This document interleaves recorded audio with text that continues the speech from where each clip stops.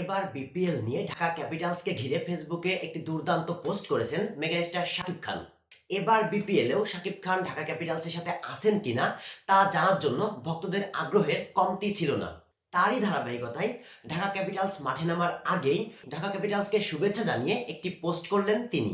শাকিব খান তার পোস্টে লিখেছেন, আজ বিপিএল এর 12তম আসরের তৃতীয় ম্যাচে রাজশাহীর বিপক্ষে সিলেট ইন্টারন্যাশনাল ক্রিকেট স্টেডিয়ামে মাঠে নামবে ঢাকা ক্যাপিটালস। আমি ঢাকা ক্যাপিটালসের সাথে নেই এমনটা না, প্লেয়ার সিলেকশনেও আমার কথার অনেক গুরুত্ব দেওয়া হয়েছে, সেজন্য সবাইকে ধন্যবাদ। শাকিব খান আরো উল্লেখ করে বলেন, আগেরবার আমার সাজানো ঢাকা ক্যাপিটালস খুব একটা ভালো পারফর্ম করতে পারে নাই। তখন থেকেই একটা ইচ্ছা ছিল পরের বার যেন ঢাকা ক্যাপিটালস দুর্দান্ত পারফর্ম করে। এবার সেই সময় এসেছে, অনেক ভালো ব্যাটিং লাইন আপ নিয়ে মাঠে নামবে ঢাকা ক্যাপিটালস।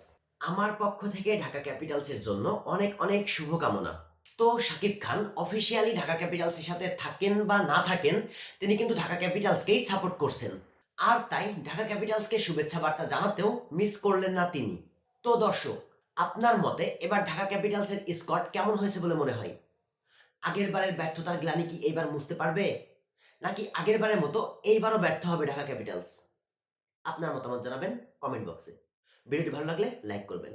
আর বিনোদন জগতের যে কোনো আপডেট নিউজ পেতে চ্যানেলটি সাবস্ক্রাইব করে পাশেই থাকবেন। ধন্যবাদ।